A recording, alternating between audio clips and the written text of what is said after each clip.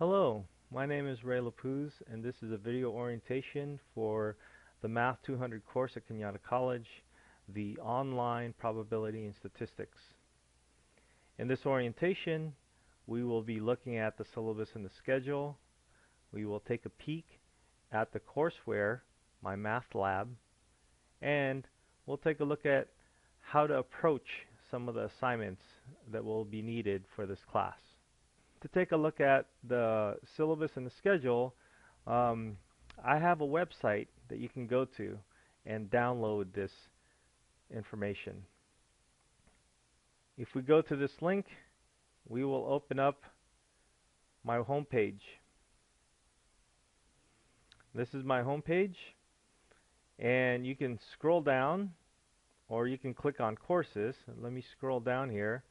We will get to my course listing, and for the summer of 2016 I am teaching this course, Math200 OLH. The CRN is 53219, and there's a link to my math lab over here. There is an introduction letter that you can click on, and there's a syllabus and a schedule. So let's first take a look at the syllabus. This is my syllabus. I don't want to go through the whole document, so let's just highlight a few things. First of all, the best way to get a hold of me is through my email, rlapuz2@my.smccd.edu. I do have a phone number and an office number, but I'm hardly ever going to be in my office this summer, so the best way to get a hold of me is through my email. Course dates. This is a 6-week course. Actually, this is a 17-week course that has been compressed to 6 weeks. So that means there's going to be a lot of information that's going to be coming to you really, really fast. So I need you to be focused when you're working on this, and you need to also spend quite a bit of time. I would guess maybe at least 20 hours a week in this class, and so I hope you're ready for that kind of commitment when you're trying to get through this course. So this is an online course, however the exams need to be proctored. I tried to give a short explanation here. This is a transferable course that can transfer to four-year institutions. So the institutions would expect some level of integrity for this course, and so that is why we're having proctored exams. Now, the easiest way to deal with proctored exams would be coming to our learning center at Cañada College. Now, if for some reason you're taking this course somewhere else and you're really far away from Redwood City, I think we can make arrangements, but we need to make those arrangements at the beginning of the semester. So that means those arrangements would mean finding a proctor at some sort of institution near you. I've had people in the East Coast who are affiliated with some university, and so we just set up a proctor there, and that's the kind of thing that we might need to do if you're not going to be around here. The prerequisites are either our intermediate algebra course or our pre-statistics course here at Cañada College. If you satisfy the prerequisites, but you're being blocked because it's not in our records, then you will have to talk to a counselor about getting into this course. I don't have the power to let you into the course because your prerequisites are blocking you. And so the only people that are able to do that are the counselors. So you need to make an appointment with one of our counselors. The course description. Here's our course description, and there's a lot more details in the course catalog. The course materials. What we need here is a website. This is our first and foremost, most important thing that we need for our course is access to the software that we're going to use, and we'll get to that in a few minutes. But the software that we're using is affiliated with a book called Essentials of Statistics, and it's the 5th edition. Our bookstore at Cañada College has a pretty good deal where you can rent the book and you can purchase the code for the online requirement for fairly cheap, cheaper than if you were to purchase it online. So if you're interested in that, you can contact our bookstore. The whole textbook is online, so you actually don't need to buy a hard copy of the textbook if you don't want, because you can access the book as long as you have internet access. We will also need a graphing calculator for exams. The easiest way to use technology during an exam situation for us so far has been the use of a calculator. Now, I know it's probably going to be a lot more convenient to use software like Excel or some other computer program. You're more than welcome to use that when you're doing your assignments, but when it comes to taking the exam, it has to be the calculator. And so whether you use the computer or other things for your assignments that you're working on online, you still should know how to use a calculator so that you can be more efficient when you're taking the exams. We have student learning outcomes listed here. We have resources. These are only a few of the resources we have. You can always go to cañadacollege.edu to find more resources that might fit you. We have an academic integrity policy about not cheating. When you take your proctored exams, you'll be asked to show a picture ID to make sure that it is actually you who is taking the exam. And if there's any issues with cheating, then we have our academic integrity policy listed in this website. Your grades will be based on several factors in this course. We have homework assignments, quizzes, midterm, the final, and the journal assignments. Aside from this, we have a study plan tutorial that will count just a little bit for your grade. It doesn't count very much. It's 2.5% added as extra credit. But if you're at that borderline, maybe some of these tutorials might help you jump over to the next grade up. So let's talk a little bit about the homework assignments. The homework assignments are found online and should be done online. Now there's quite a bit of them, and they come in big clumps, so they're due as a group of assignments for a particular chapter. In fact, the first couple of assignments are from chapters 1 and 2, which constitute about 5 to 7 sections, and we'll take a look at that later on. If you miss a homework assignment, you can send me an email. You can email me at my email, rlapuz2@my.smccd.edu, and you need to have this makeup homework, all in caps, as the subject. And then in the body of the message, you have to state exactly which sections you want to make up, and then what your excuse was for not being able to finish the homework assignment. The quizzes are paper pencil quizzes that you can actually do on a computer if you want.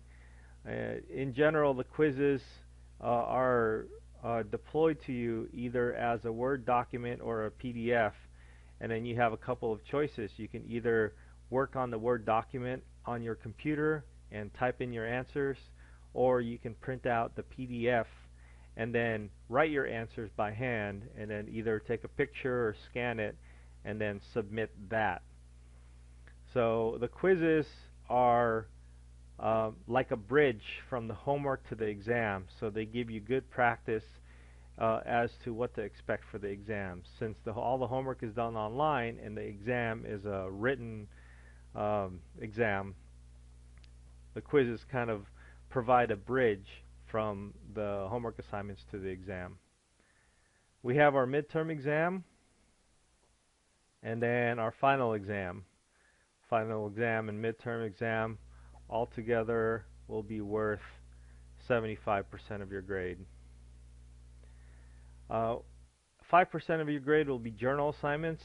They come as come in two forms. They're either a write-up form, something that you would type and submit online, or they would come as a discussion board assignment where you would post something. So the difference between those two is that the stuff that you type in and send to me will be something that only I will read, and the other discussion board assignments will be posted in the discussion board that everybody else can read. These assignments are like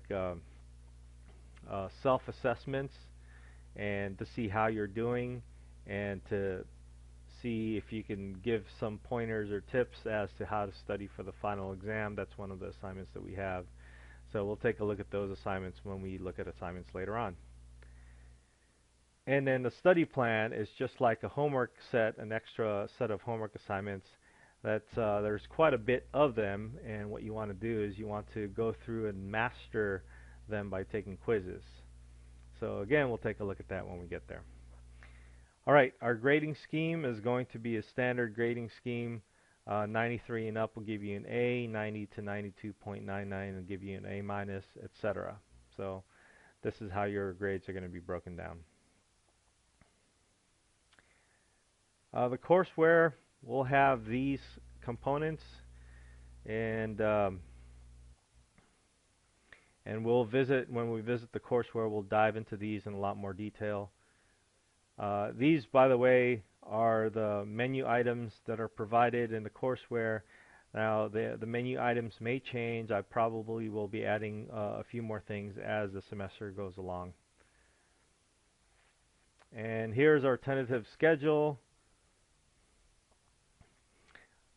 We have the due dates for certain things. We have the journal number 1 homeworks for chapter 1 and 2 are due on the 17th. Journal 2 is due on the 18th. The quiz 1 and 2 are on the 21st and 23rd, etc. So you can follow this along, and you can mark these in your calendar already, and this gives you the whole setup for our semester. And then finally, we have a few important administrative dates. We have the last day to add or drop a class with a refund. You can drop a class without a W, also on the same date, June 15th. And then if you stick with this class and you decide that you don't want to get this letter grade, that might be a bad letter grade for you, you can withdraw from the class and get a W on July 13th. Alright, so that's our syllabus. We have our schedule kind of set up here, but let me show you another view of the schedule. If I go back to my home page and click on schedule, I kind of have a nice chart of the schedule and what's expected. We have, it's like an overview. We have our orientation. This is June 15th, the Wednesday of the first week of courses. Of classes will be the last day to add and drop. Our autobiography, that's the first journal assignment, is due on the 16th. We have 2 homework assignments, 2 chapters worth of homework assignments due on Friday, June 17th, and on Saturday we have our first discussion board journal assignment. And these discussion board journal assignments can be as short or as long as you want. Generally, they're just a quick assessment of what you think. In this case, what do you think of our courseware? And then just get some comments from you. We have homework due on the Monday. We have 2 chapters of homework due on Monday the 20th, and then another 2 chapters due on June 24th. That's Friday. And then from then on, after our first exam, we're going to stagger our homework to be due 1 chapter at a time. But they're still, within a week, you're still looking at a couple of chapters, and by the time we get to chapter 7, 8, 9, and 10, we're looking at chapters where you really need to focus and spend a little bit more time. We have some journal assignments that are due on Saturdays and Sundays, but you can certainly do these things ahead of time. So if you want your weekends to be free, you can do that. The last day to withdraw is well after our midterm exam, so you can figure out what your grade is more or less at this point of the semester and decide whether you should stay in the class or withdraw from the class. Now, our exams are listed here as 2 days, but they're not really 2 days. You just pick one of these 2 days, set aside a 2-hour time block where you can come to the Learning Center to take the exam, and then you get it done, and then you're basically done for the week, and then you go on and continue on with your coursework. Okay, so that's our first part. We take a look at our syllabus and our schedule. This is my website, and then in the next part we'll take a look at my math lab and how the course is structured. Here in our second part of the orientation, we will explore our course website, My Math Lab. You can type in mymathlab.com, or you can go back to my website, and from my website there's a link to my math lab. We can click on that and go to our site.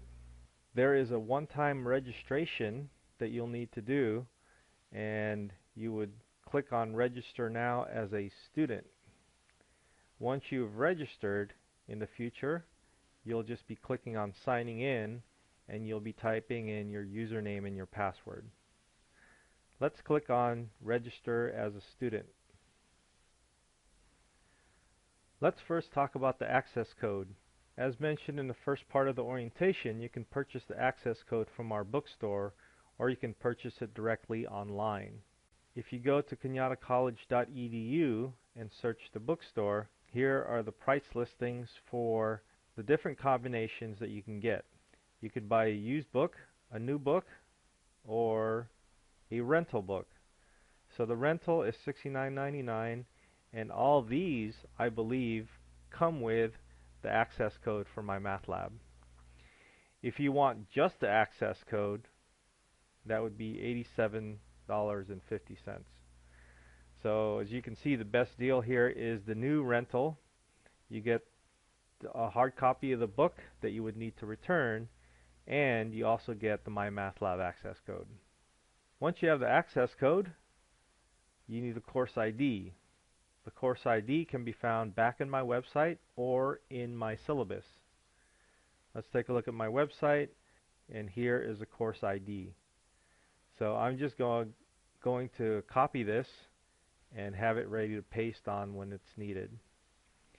And then the last thing, or the first thing that's needed, is your email address. Once you have these, click on register. The first thing that they ask for is your course ID, so go ahead and type in your course ID, or paste it in my case, and continue. Now, if you have a Pearson account from a past course here at Cañada College or anywhere else, you can type in your username and your password. If you don't have one, have never used one before, you can click on Pearson Account. Creating a Pearson account will ask you for an email address.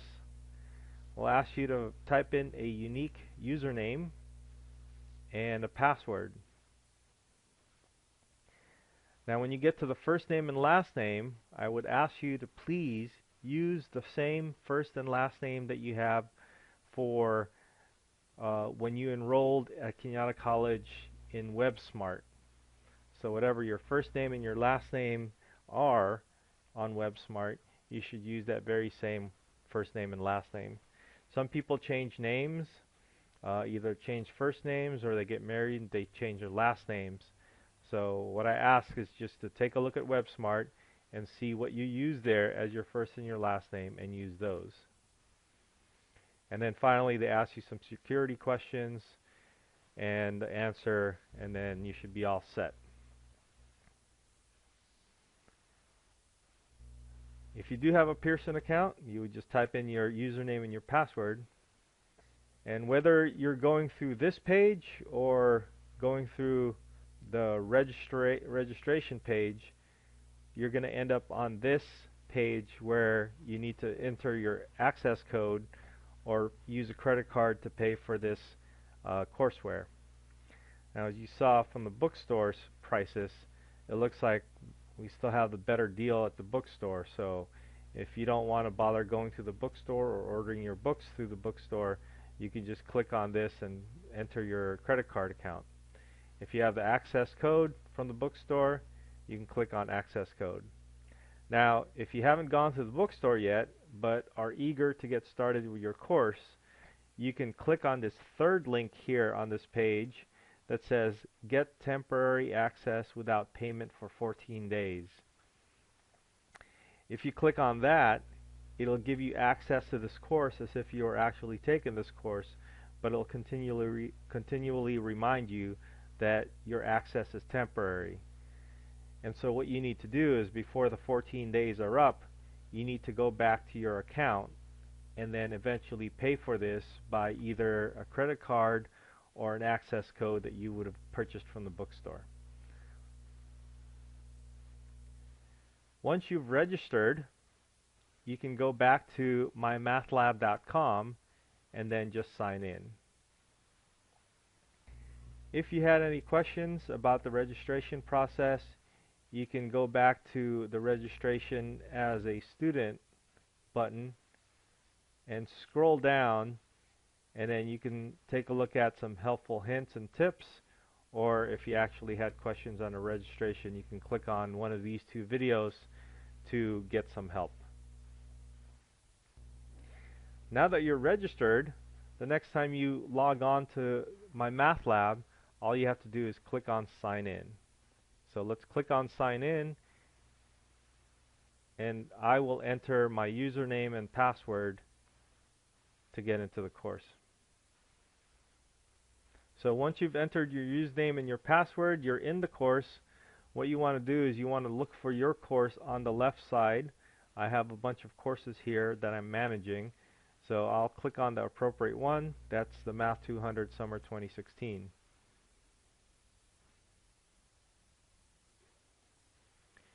This is our splash page, also known as your home page. And you see that you get a calendar, at least a week's worth of the calendar, some upcoming assignments that are listed here and when they're due, some announcements that will be updated as the term goes along, and your results, or your mini snapshot of your gradebook. If you mouse over some of these icons, you'll see what they're about. These are all the assignments are set available starting on June 6th. This is a study plan objective information. And Friday, June 17th is our first set of homework assignments that are due. You can take a look at that. And here, as you mouse over some of these, you'll see all the other assignments that are going to be due. Alright? If you click on the discussion board, here's a welcome discussion board. I encourage you to say something about yourself here. Welcome to the statistics course. Please introduce yourselves with your names and say why you're taking this course. And you can also say whatever else that you want to say about yourself. And this will be just a get to know you kind of discussion board. We have questions about the class discussion board, where I would encourage students to post questions and answer some of those questions posted. I may look at these periodically, but if there's anything that really needs my attention, you should just send me an email. Now, whenever you go to a menu item and you stray away from our main page, you can always click on main menu again. That'll send you back to our original set. We have homework assignments listed. If you click on homework, you'll see all the homework assignments and their due dates on the left-hand side. Once you start working on homework assignments, you'll see the gradebook scores that you have, the number of attempts, and the time that you've spent on each of those. The quizzes are listed as each of their own page. So when you click on quiz, it'll send you to a sub-page. On the sub-page, you click on the menu item that says quiz number 1, and here's quiz number 1. Quiz number 2 and 3 are not posted yet, but they will be posted by the time this course begins. Journal assignments, similarly like quizzes, brings you to a new sub-page. You click on one of these other menu items. Journal number 1 is your math autobiography, and then it's going to ask you to say something about yourself and your math background, and then you're going to write this as an essay and send it to me, or send it to the document sharing portion of this. Okay. One of the things that I'll talk about a little bit later on when I discuss assignments is saving your file. This is an essay that you would write either as a text or a doc file, and then once you do that, or you can also save it as a PDF. Once you do that, you need to save the actual file itself with your last name and first initial, and then underscore, then either J1 or Q1 if it's the first quiz. I talked about two types of journal assignments.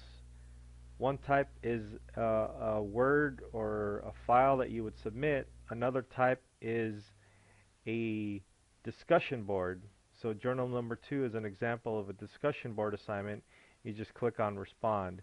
And as you do this, you can also come back to it and see what your other classmates are saying about this particular assignment. The document sharing is a submenu that I've alluded to. When you click on document sharing, you're ready to submit quiz number 1. You go to quiz number 1, and then you upload your document, your quiz that you've completed, and then you just save it here. Now, if you email it to me, I may or may not see it, but at the due date, in this case June 21st, actually a day after the due date is when I download all the submitted files, and then I grade all your quizzes or your journal assignments. So make sure you use this site, and when we go over the assignments, I'll show you the step-by-step process a little bit more clearly. I did mention that the whole textbook was online. Chapter contents has that link to the textbook. We have the first set of information, the front part of the book, and the index in that first part. You can click on any particular chapter that you want to read through. Let's say chapter 3. You can go to the chapter review, and if you go to any of those pages, it'll open up the e-textbook. Once you have the e-text open, you can navigate through a variety of ways. There's a lot of bookmarks over here. You can go to a specific section and chapter. You can just turn the page, going to the next page, or you can actually search the book, and then it'll give you pages of the book that you can jump to depending on what you're searching. Also on this e-textbook, there are live links of things that you can get at. Active Stats gives you an animated activity to work on. These video icons give you an actual video of somebody teaching or tutoring. And this link that says you try it yourself brings you to a similar homework type problem on the website. So there are many more links that are available here as you read through the e-textbook, and I encourage you to explore as much of this as you can.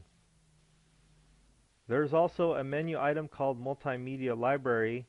If you click on that, you will get this page where you can specify a chapter and a section, and then you can search for different types of activities that are related to this. If you click on Find Now, you see that there are animations. There's a multimedia textbook link. There's a section video for a lecture. There's a PowerPoint presentation that you can download, and there are more videos that discuss some of the exercises available. The next menu item is the gradebook. If you click on the gradebook, you can see that this gradebook is empty because there are no grades yet, but as you do your homework assignments and as you do your quizzes, I will post up the grades and then keep a running total. The study plan link can be found on the menu items as well. Now, the way to get through the study plans, I will be looking at mastered concepts. So to master a concept, you can click on Quiz Me, and by clicking on Quiz Me, it'll open up something similar to a homework problem where you have a number of questions here, and then it's like a little mini quiz. Now, if you get stuck on this and unable to do some of these problems, you can go to practice.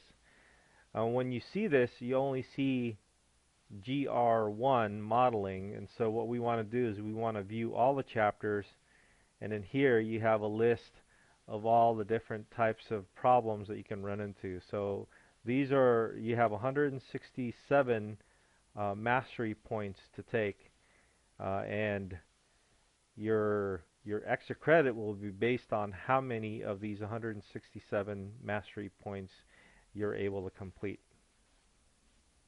Our last button for now, our last menu item, is Tools for Success.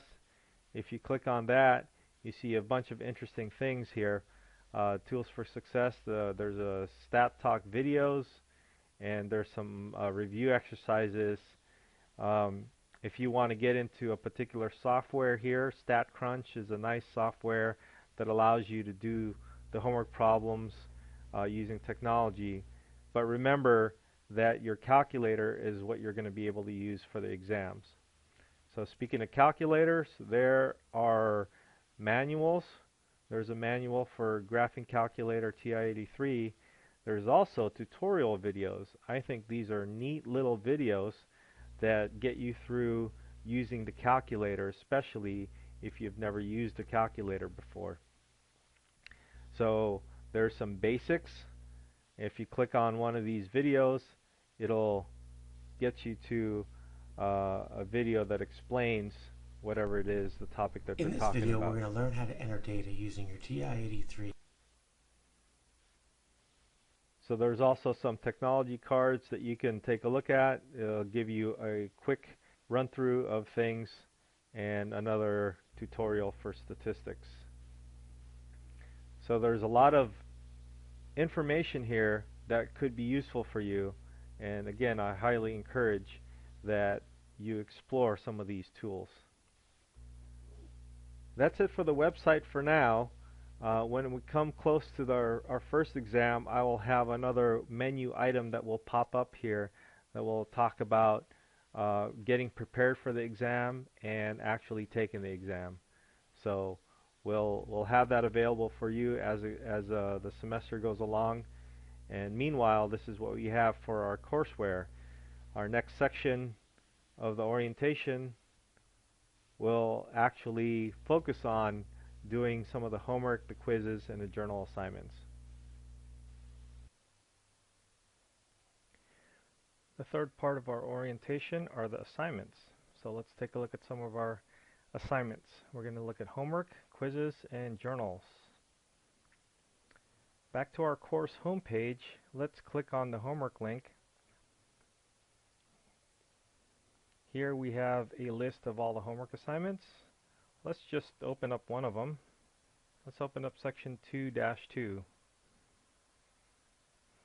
So when you click on the homework, you'll see this, a list of questions for that particular section.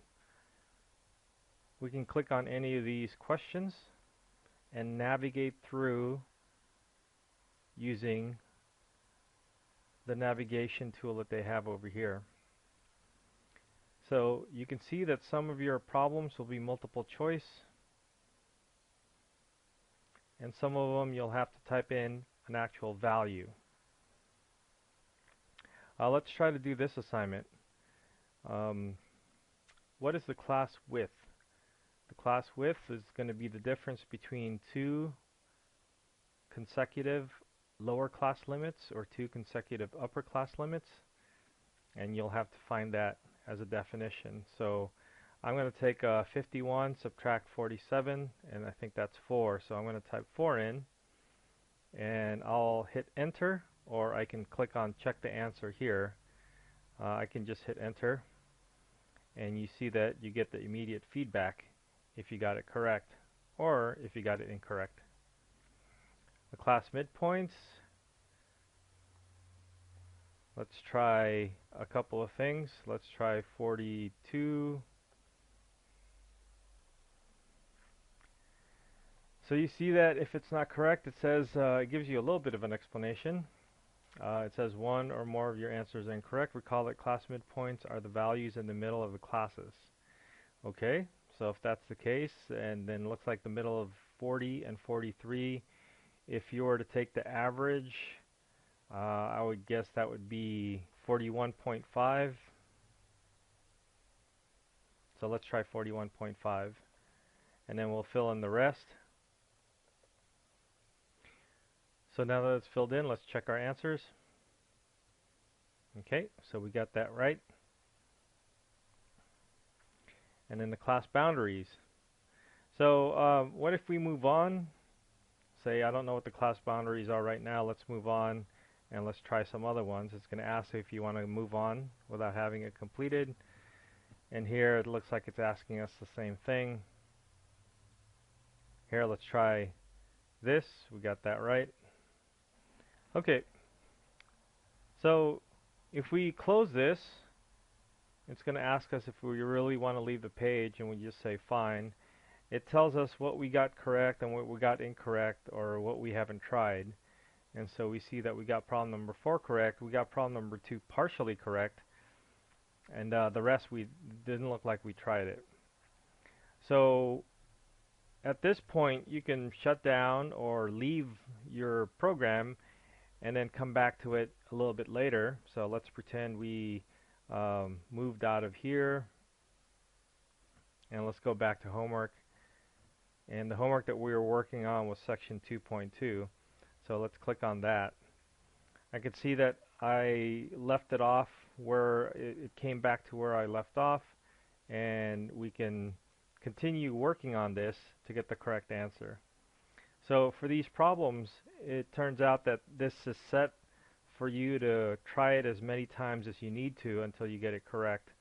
And there's different cases though for an exam situation. When you for the final exam, you'll have a take-home portion or an online portion, and you won't be able to check your work like you're doing here. But here it's homework, so we can check our work. So I think for these ones, the first one is 39.5, and then we just look at the numbers in between the upper class limit for the first class, and then the lower class limit for the second class, and find the space in between. So the next one is 43.5, and then we'll just continue on with this. So this looks like it might be okay. Let's check our answer, and we got this correct. We go to the next question, but instead of going to the next question, I'm just going to shut this. Let's say leave the page, and I'll see now that I got problem number 2 completely correct, and so we're done with that. A couple more things I want to show you when you're looking through a question. Let's go to problem number 3 for this set. If you're having some issues, this says question help. You can click on that.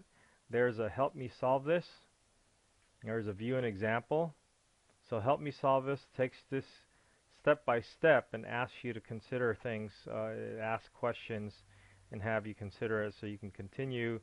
And then there's going to be some places where you actually have to answer before you move on. So what is the class width? Let's do the subtraction again. 66 minus 61, that looks like it's 5. And so we can check answer, and then that's great, and then you move on. So it's a little bit different from actually doing the homework because it breaks the steps down for you a little bit more. View an example gives you a different problem, slightly different from your original problem, and then it walks you through it. It does tell you gives you the explanation and then the answer to these things, but like I said, they give you different numbers, so you have to make sure you take that into account. Also from here you can go to the textbook, and if you get comfortable with StatCrunch, that is the software that is included with this program. Unfortunately, you can't take this to the exam. You can't use StatCrunch in the exam, but you can definitely use it for homework and for anything else that you might need. Tech Help is also available. You can click on that and find out what that is. Ask My Instructor will send an email to me telling me what problem you're working on. Now, I want to just tell you that you should use this sparingly because when this gets sent to me, I'm not going to give you the answer. I'm going to ask you questions as to what you're doing and how you're progressing along in this problem. So there's a lot of resources that you can get before using Ask My Instructor, and if you're really just out of options and the textbook isn't helping, the example isn't helping, then you can click on this and I'll ask you questions leading to the correct answer without answering your question directly. There's also ways to print. You can either print one problem at a time, or you can print out the whole homework set. If you want to do that, if you don't want to stare at the screen too long, you can just print out the whole homework set, do it by hand, and then come back and enter your responses. Okay, so I can click save, or I can just close it and then leave the page, and then it'll automatically save it for you. Oh, this, by the way, looks like I've started it, but I didn't complete it, so I got an X. But all these X's and all the partial X's that you might have gotten here, you can always get it correct, and then it'll turn into a check mark, and you'll get full credit for it. I've had a student one time during an orientation ask, if we get an infinite number of tries for these things, then you really should be able to get 100% in all your homework assignments. My response is yes, you certainly can get 100% in all your homework assignments. The reason why people don't get 100% in their homework assignments is because of the deadline. These have deadlines. This is due on June 17th at midnight, or at 11:59 p.m. So if you don't get it done by then you're not going to get credit for the homework assignment. So please start your homework early and get it done. The next set of assignments are the quizzes. If we click on quiz, we see that this is a blank page, but you should click on a specific quiz that you're looking at. So all the other quizzes are empty right now, so let's take a look at the first one. You can download a PDF or a doc file, and then you do the quiz. You can scan it into a PDF or take a picture of it into a JPEG, and then you have to name your file with your last name and your first initial, and then dash Q1 for quiz number 1. If we're talking about quiz number 4, you would end it with Q4. This tells me what the assignment is, and this tells me who the author is. Okay? And you're going to do the quiz. You're going to go to Document Sharing and select Submit Quiz Number 1. You're going to upload the document, and then you're going to click on Instructor Only, and then take a look to make sure you've uploaded it, or find your file from your computer, and then click on Upload, and then type your last name in the description.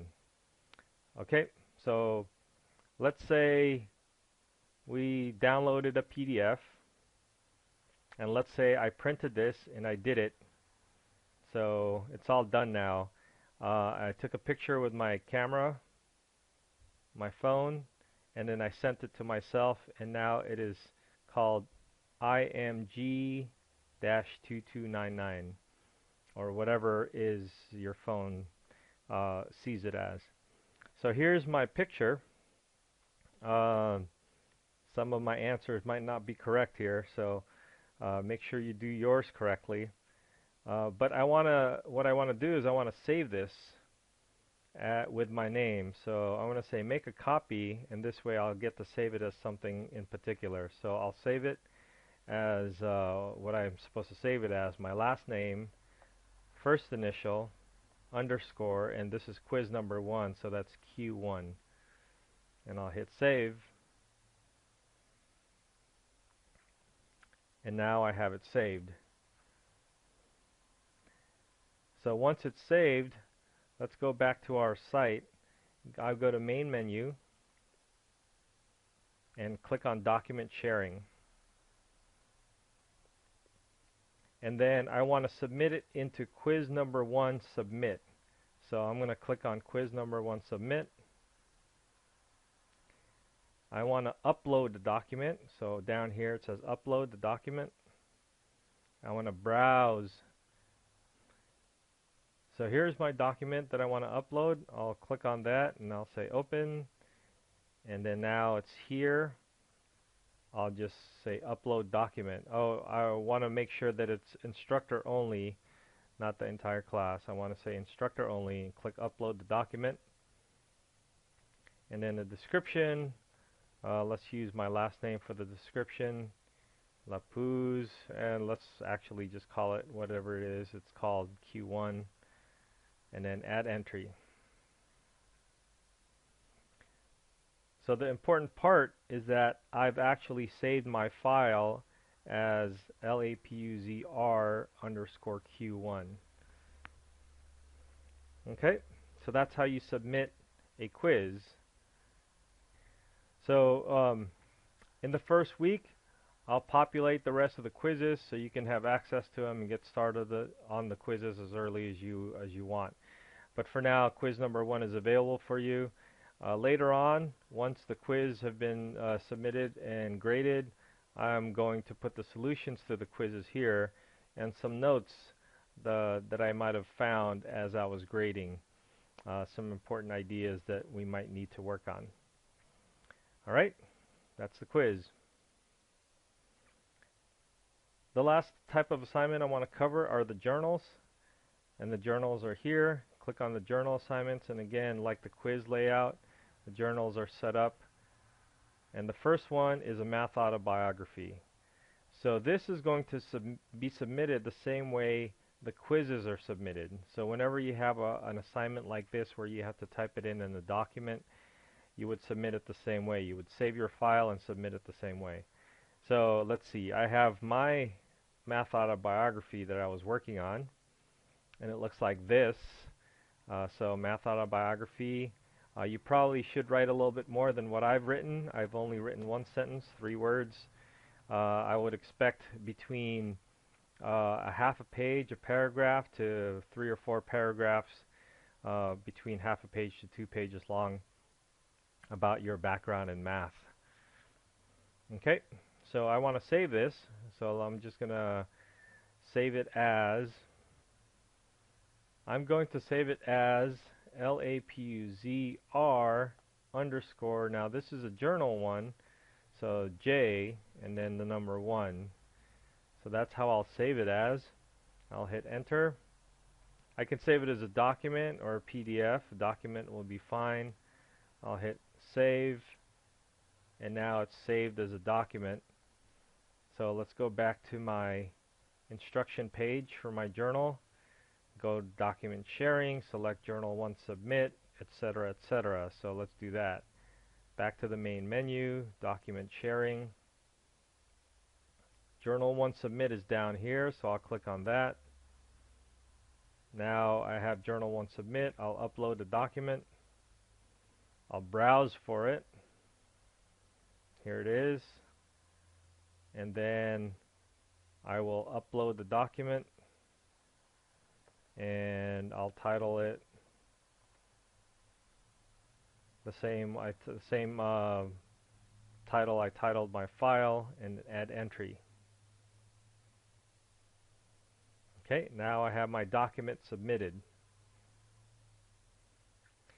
So this is one type of journal assignment. Let's go back to journals. A different type of journal assignments are the ones that look kind of like a discussion board. So here's a discussion board journal assignment. It says courseware analysis. Now that you've explored the course, give comments about the strengths and weaknesses of the course website, My Math Lab. So to do this assignment, you simply respond, and then you type what you need to type. I like this website. Again, you probably should say a little bit more than that, but I'll leave it at that, and I'll say post. Oops, it wants a subject. Now I'll hit post. And now I have this. So once you're done, if you want, you can browse at other people's responses, or you can also, or I guess before you do it, you can browse at other people's responses and see what they have to say. All right. All right. Now let's take a quick look at the study plan. And when you look at the study plan, this first splash page for the study plan isn't really informative, but if you go to view all chapters, you can see the whole textbook layout. And so if you want to do a study plan, say from number 2 or chapter 2, section 2.2, there's 5 possible mastery elements. Allows you to get through a particular topic to master. So let's see. Let's do the first one, identify class width, midpoints, and class boundaries. And in this particular quiz, it looks like in this particular study plan, I have 3 problems. So I'm going to try a couple of these and see how I do. It says, what is the class width? The class width is 4 for this first one. The class midpoints. So I believe these are class midpoints. And then the boundaries. Class boundaries might be these. Let's check our answer. Oh, that's not correct. Let's try it again. So these might be the class boundaries. Let's check our answer. Okay, we got that right. Next question. Alright, here's my second problem. Looks good. Now let's do one more question. And it's a similar question. And let's get to work on doing this. Okay, so this is our third question. Let's check our answers. Okay, it looks good. And so, looking at our pull-down menu, it looks like we got 3 out of 3 correct for this first objective. So I'm going to go ahead and close this.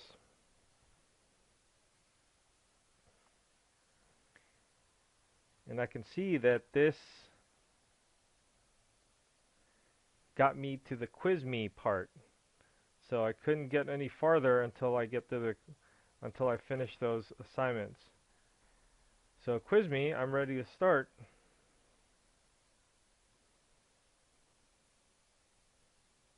This has 3 questions, and this question is set up like an exam, how an exam question would be set up.